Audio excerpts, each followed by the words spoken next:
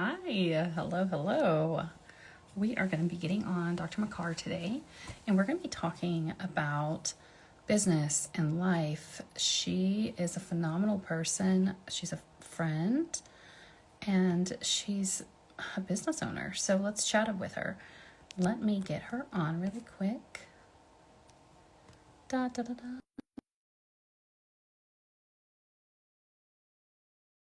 Which will be great.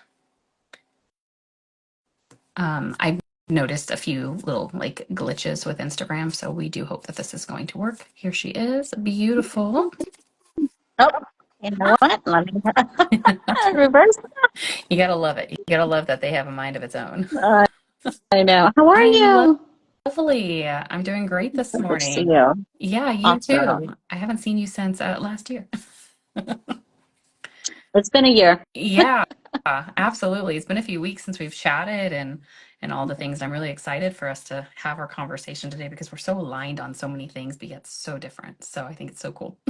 It is. It's very cool. And I don't know if I shared this or not, but right after Thanksgiving, I lost my dad. Yeah. So it's been a rough entry into the new year. But Yeah. Yeah.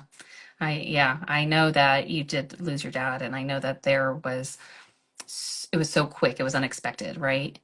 very unexpected. And that's life, right? Yeah, It takes it's a beautiful. turn sometimes when you least expect it. It's like, bam, Yeah, surprise. absolutely. I went through that many years ago when I lost my dad. It was completely unexpected. And so I remember I was actually supposed to be heading out to a job interview. Like I was in the Oh, company already, but gosh. I was like trying to go to the next one like that day, like within minutes. And I was like, it's okay. I'm coming. I'm fine. I'll be fine. I wasn't fine. I didn't show up for the interview. I No, you're wasn't fine. not. You Yeah. you Things feel things hit you you can differently. do it. That's right. Yeah. That's right. Well, it's interesting and ironic, I would say, at the same time, because you just actually started you're a grief coach, right? Yeah. Yeah. And that's what kind of helped me because after losing my brother, which was, Yeah. as a parent, as a child, you're going to lose your parent, right? That's just a given. It's the circle of life. Not that you're Right. ever ready. And no matter how old you are, Hmm. whether you're, young when you lose a parent or you're in your, 60s, 70s when Hmm. you lose a parent, it doesn't matter. But it's going to Hmm. happen. And when you lose a younger sibling, and that too younger, Yeah.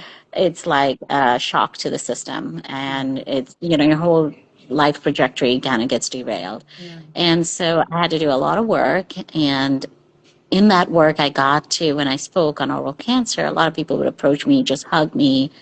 And I'm like, people needed the help just to understand Yeah. and just speaking, and I just wanted to get the tools to maybe help navigate, and sibling death is a very unique loss, and we don't Hmm. talk. We always, social media, we're always projecting the best Hmm. version of ourselves. But life is hard. Grief is hard. And grief can't be just, losing your loved one. It could be like you can't practice your profession, you lost a marriage, you lost, there's so many aspects of losing Yeah. somebody or losing some aspect of Hmm. life as you knew it. Yeah. And that led me to becoming a grief coach. And because I'm a grief coach and I have the tools that I could process my dad's death, not that it was any easier, it was just I understood, Hmm. the process and I understood what I have to do to take care of Yeah. myself. Yeah. That's amazing that it's almost like God put that in front of you ahead of time to take care of you through the journey, Right. right? Yeah. Especially with your brother and stuff. So I know we just kind of jumped in, but I would love, because I know my audience doesn't know who you are. Kind of shared with you that or shared with them that I was really excited for our conversation today. Tell us a little bit about who you are and what you do, Sure. and we know that you're a grief coach, but yeah, because you're So amazing. I'm a thank you. I appreciate that. Yes. So are you. And I love how we connected in Arizona. So I'm a Mhm. dentist. I'm based out in New York. I'm in Long Island, and I'm a general dentist. I do general dentistry things. I live out here in my tiny little world with Yeah. my kids and my practice. And my world turned upside down when I lost my brother 3 years Mhm. ago. Yeah. It'll be 4 years this March, um, to oral cancer. And he was a dentist himself, and that really took. Again, I think as doctors, we make the worst patients. And, Yeah. he was only 30, just shy of his 33rd birthday when he got diagnosed. So Mm. you're in your early 30s, when you're high on life, you have a brand new practice, solo practitioner, cancer is like the last thing you Yeah. have on your mind. And so he delayed his diagnosis by that time. It was too late. It was already stage 2 into the lymph system. And unfortunately, the cancer returned in the midst of COVID in 2020, and he passed away in Mm-hmm. 21. And so, because of his death, I started advocating more for oral cancer. Like, hey, here's a dentist who knew about it and was young. It's not the traditional outlook that we think of, like the older male. It is more so in our younger population. And so I started going on this journey on educating. And with that, I published his writing, which was blogs that he had written while he was dying. That became the book, Life Interrupted, Dr. Do a Survival Guide. It was featured in Mm-hmm. American, Canadian, and British dental journals. And from my speaking in the book came, organically the part of the grief coaching. Yeah. And so that's my journey. And now I recently spoke at the ADA. I'm heading to San Francisco at the end of this month, Mm-hmm. beginning of next month, and to deliver a talk on oral cancer and Mm-hmm. on how to leave a legacy. Oh, so beautiful. It's such, life is hard. You are right. And it's so interesting because you spoke on so many things just a few minutes ago about different times of our life. Things can happen. A divorce can happen, a death can happen, a job loss can happen. We have to grieve some of these things, there's a cycle to it. And you're right. Doctors are the worst patients. Counselors hate it when I go in there and I need counseling or therapy because I'm like, I Yes, know what I need to do, but I'm right. not doing it. Right. Yeah, We're the worst. We're the for the worst patients worst. ever. Yeah. But that's okay. So let me ask you this. So we met, I don't know, 2021, I feel like, maybe 2022, somewhere in that time. I know the Right. book was already I want published. So it has to be 2022. Yeah. I was yes, 22, I was working with Vanessa Yeah. and she had me come to Revolution. Yeah, Yeah. yeah, Yeah. So we met at a table at a booth at a yeah, conference, and we started just kind of connecting. I don't know what we were working on. We were probably working on a project or something, some sort of activity. And yep, ever since then, we've just kind of stayed in touch, and we worked at different yeah. capacities together. And I like to call you my friend now. So Me yes. too. Um, yeah, like I know that there's going to be so many other things that come out in the future here for you because as you are loading in your grief coaching, I know for you, I don't think you knew that I was actually a coach on outside of what I was doing in dentistry. No, because I met you with what you used to do, right? Yeah, I mean, you're still with yeah, the company, but yeah, yeah. that's how we met. Yeah, Yeah, absolutely. So a lot of people didn't know that about me, which was kind of fun. And then all of a sudden, they like little pickets would start coming out, and they'd be like, "What? Hold on, you do yeah, what?" Right? But that's actually how I got linked up to that company was because I was like, "Hey, I can come in here and totally revamp everything," which is kind of fun. And throughout the years, we've had to grieve things. We've had to get over things. We've had to move on through things. You said something last night that was like, I'm still trying to get over, like, into the past the holiday hump yeah, almost, right? Like, we have this moment, it's like a burnout almost from the holidays still. And you have yeah. a practice. How big is your practice? It's small. It's just, I have a 3-op practice. I have a fourth room plump that I'm hoping to expand or maybe Mhm. put a CBCT there. Yeah. But yeah, it's just me Yeah. and we have a hygienist that comes on the weekends and Mhm. a periodontist. It's a Yeah. small family practice where if I'm not there, it doesn't run. That's right. So That's that, Yeah. yeah, And so I know a I have lot to of be women there. that are watching right now, they may not be dentists, but they have businesses that if they don't show up, it doesn't work, right? And so It it doesn't just work. doesn't go nowhere. There's no income that comes in. There's no clients that can be served. And Exactly. I always asked my clients years ago, I'm like, okay, if you took a 6-month break, would your business still be standing? And most people tell me no. And that was in the No. HVAC industry that I worked with, those clients. And so it's very Yeah. fun to look at this and say, okay, great. What things can we put in place, especially when the holidays come in? They hit us, in these random times and everything else that kind of comes through. How do you put those measurements in place to protect your own self, your own sanity, enjoy the holidays, be present because you're a mom as well, right? Mama And too. Yeah. you also have clients to serve. How do you handle that?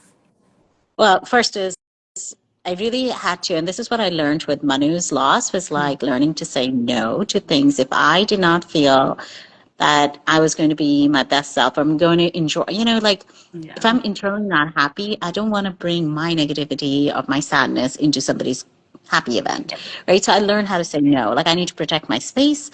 I want to be respectful for other people, and I'll show up when I feel the time is right. Mhm. And it's okay to say no, Yeah. and realizing which people are there in your life. It doesn't matter, family or friends, who are there when you really are at your lowest, and Mhm.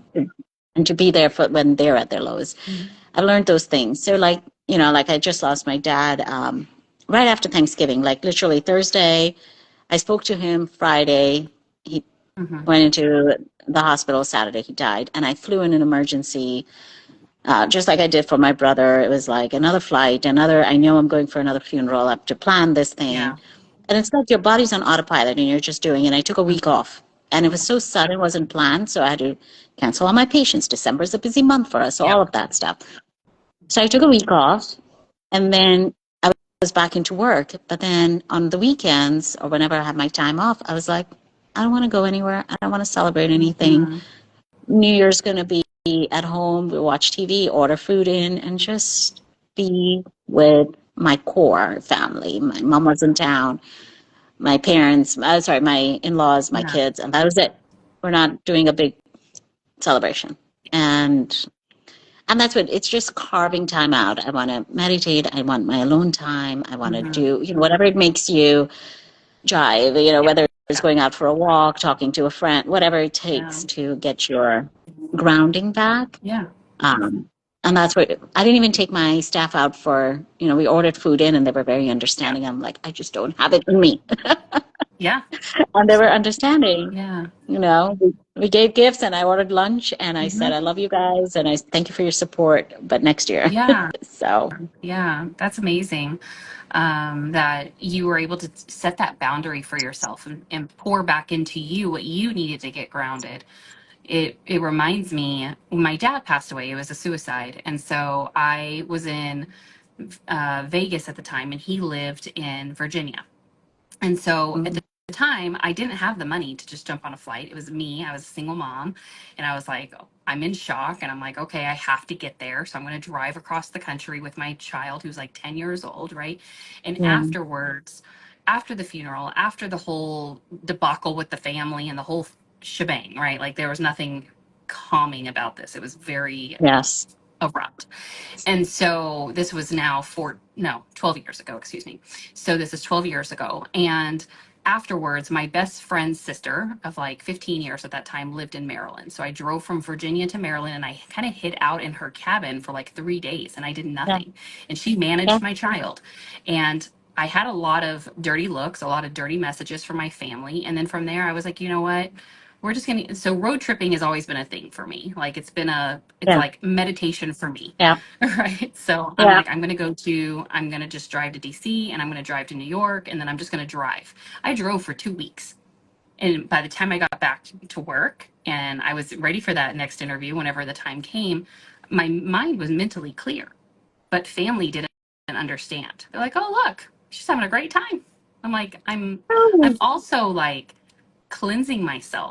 I'm healing myself. I'm trying to also take my 10-year-old's mind off of what just happened and he saw. It's like some family members he right, had never met before and this was their right. first time. And so it was a lot to It's a take lot. in.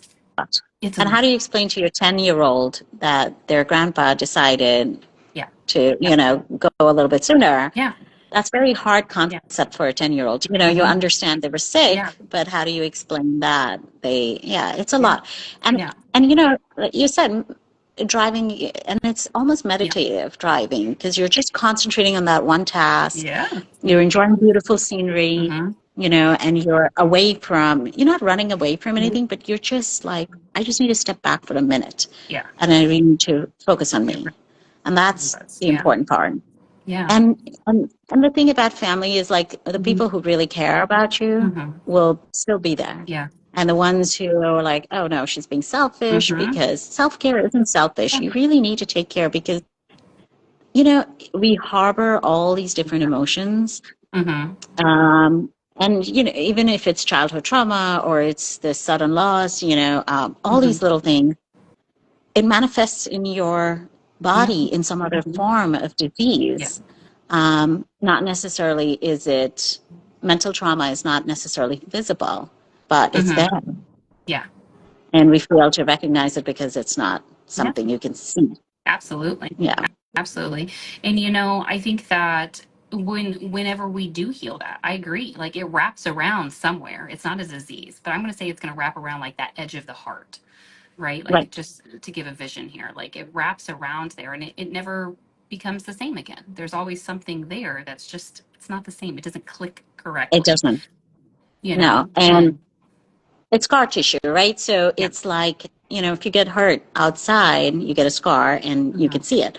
that's But right. internally in the heart, when something, you have a big gaping hole Yeah. of like a loss of a loved one or some other trauma, Yeah. there is a scar tissue somewhere. And when you are approached by another situation, that scar tissue hurts. It It does. hurts. It tells you. And Yeah. grief is, there's no timeline, whether your dad Mhm. passed away 12 years ago, 20 years ago, or it was yesterday, Yeah. it's still, there's no timeline. No. Time is it's a very human concept that we Yeah. have of time, that we dictate, you know, years and months and everything. It's a human concept. But in reality, there's the pain, the discomfort, Hmm. it's whatever experience we've had, especially with a loss, it comes at any time. It's Yeah. something will trigger it. So it's just knowing when it is and recognizing it and then just kind of stepping back to take Mhm. care of yourself. It's so, so important. Yeah. And I think that you and I are very high achieving women. We have lots of big goals and we have lots of expectations that are set upon ourselves by ourselves. It's not a bad thing. It's It's keep not a bad striving thing. us to do better. Yeah.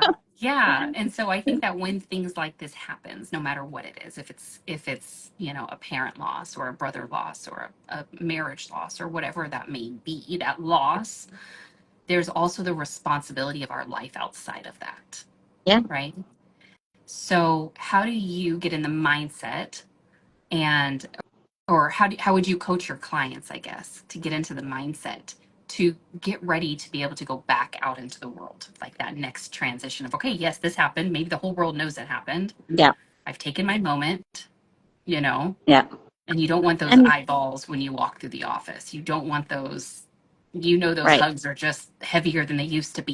It's just, uh, yeah. Yeah. Life is a beautiful way of moving forward. And it's, you know, realizing that everything has ups and downs. It's not always going to be up and it's not always going to be down. There will be better days. The Hmm. sun will does come out again. You know, before I used to have this anger, like, oh my God, everything's just the same and all this has happened. But there's a beauty in that. And being there for other people, like, yes, you show up because there's other people. Your staff is realizing, relying on you. Your coworkers are relying on you. There's still work to be done. So it's do your meditation, do your whatever you need, your journaling. Hmm. Take that time, half an hour, whatever. Get your quiet time in the beginning, and then step out into the world because the world's waiting for you, and there's so much to be done.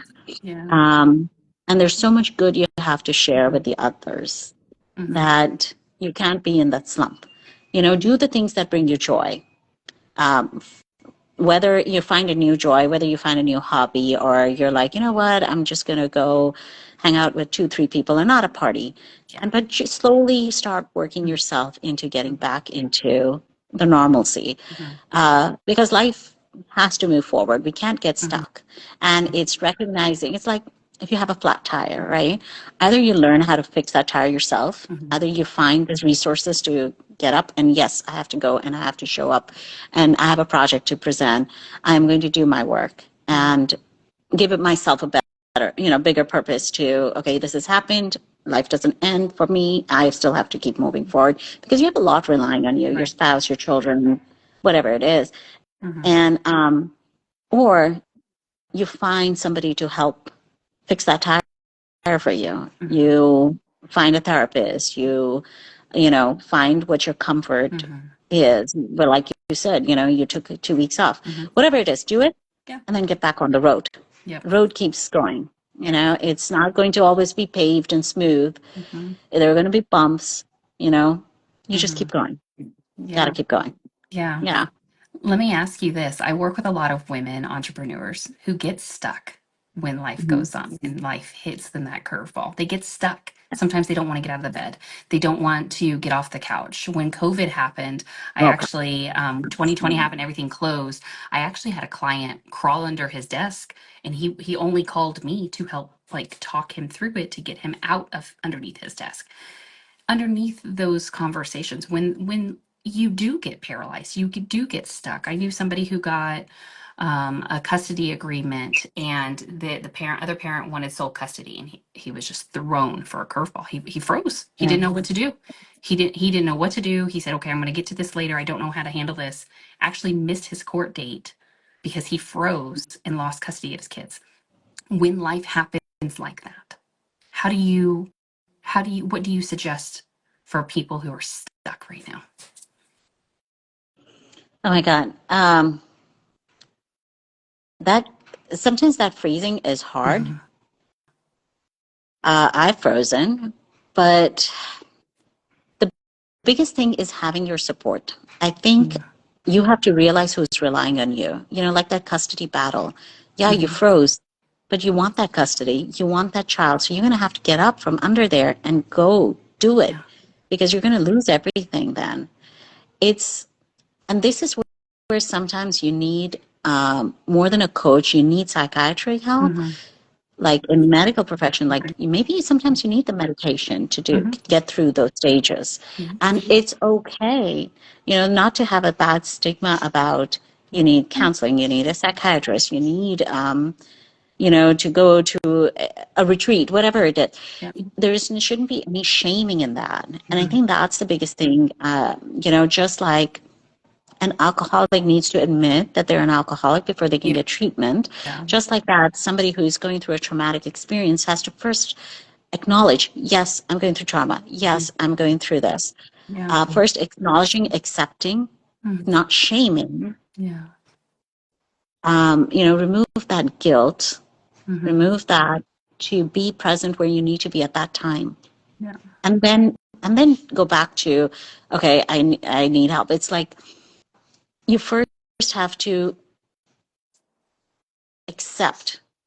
And that's the biggest problem Mm-hmm. sometimes is that we are, just like my brother, it was a very hard time that he was accepting that he could have a cancer and that, yes, I need a biopsy. It's the same thing before it's too late. Yeah. We need to first get into the acceptance and accepting that, yes, we're hurt. Mm-hmm. Yes, we need help. It's okay to ask for help. Nobody is going to shame you. Yeah. Yeah. I think that's how we should end this, because I think that is exactly how it goes, right? When you need help, you need to raise your hand and go get the correct help to do that. I Yeah, am a huge, I mean, obviously I went to school for psych, so I'm a huge fan of therapy and counselors and coaching and anything that can pour into you to allow you to become the better person that yeah, you want to be, or that you envision to be, right?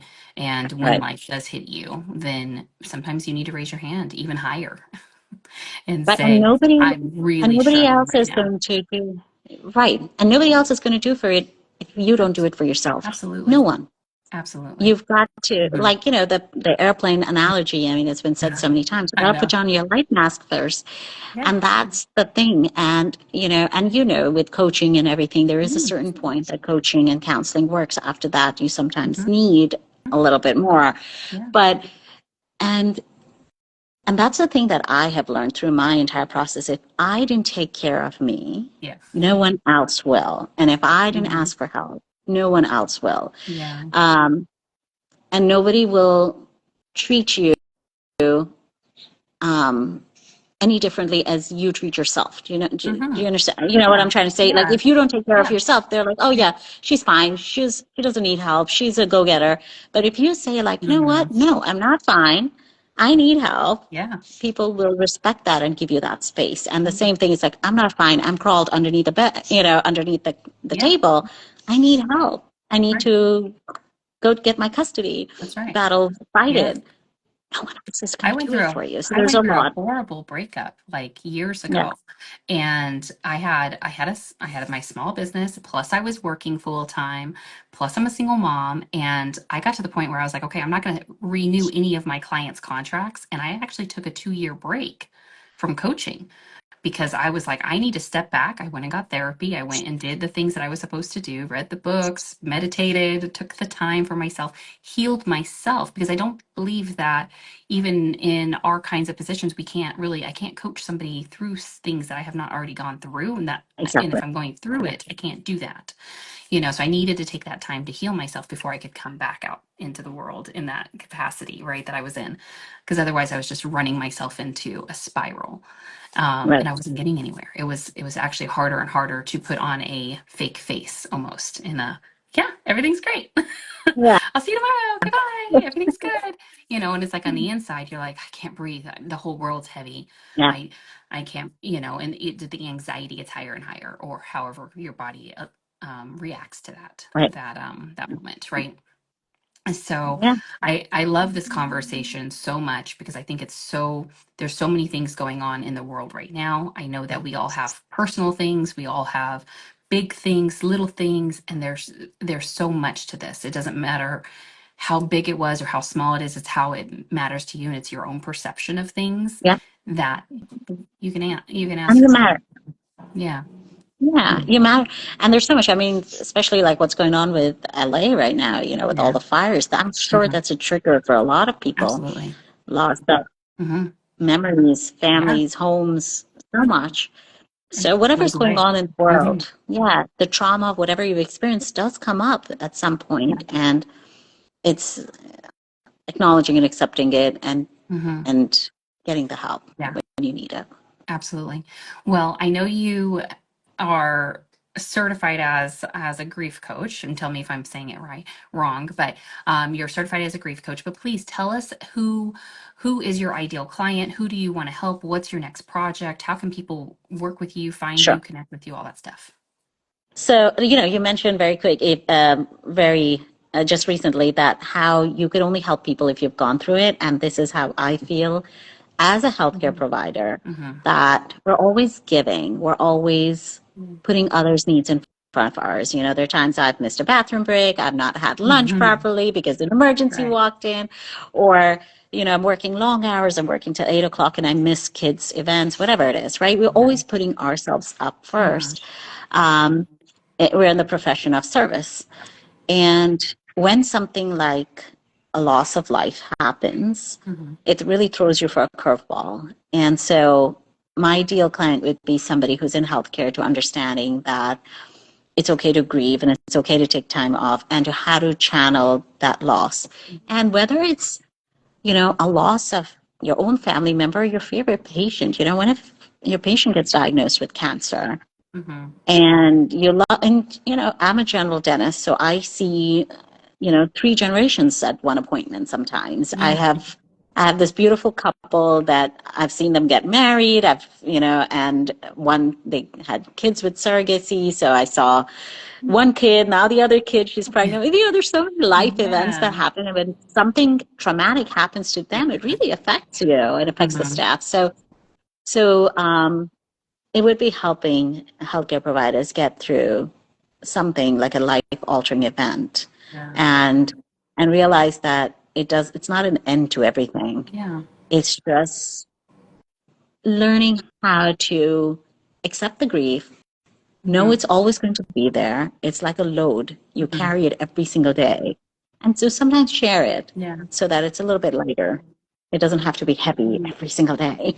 Yeah, that it's a beautiful feeling when it's not like it's still there. My dad's still there. He's a part of It's me. always But there. it's Yeah, way lighter today, mostly because I've done a lot of therapy. It's been a lot of time. I've been able to communicate it out, which is yeah, nice, without as much judgment, right?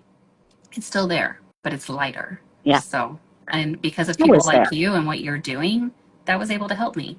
So Thank I you. really appreciate your time today and coming on and sharing. I know that this is going to help so many people who do watch this back, and I just look forward to seeing how your business is grow. You have a couple I done know my you're more in best. the dental world, and Yeah, so I love that because I still work in dentistry in different sectors, and I think that it's beautiful because as people come through, things happen, and I life just love happens. knowing you and what's going on in your world all the Me time. So too. you're I'm so always just glad so we doing different connected. things. Yeah. I'm like, she's on stages, she's written books, she's a dentist, she's just everywhere doing everything. So I Why love it. I think it's not? so cool. Yeah, Yeah. why not? Yeah. Mm. Everybody has so many gifts. You should be Hmm. able to share it with the world Absolutely. where you can be of Yeah. service. Again, it comes back from service. Yeah. You're helping That's others. right. Yeah. That's right. Thank Well, thank you so much for you, your Pam. time, and I will see you soon. All right. Have a great Okay. day. Bye. Bye.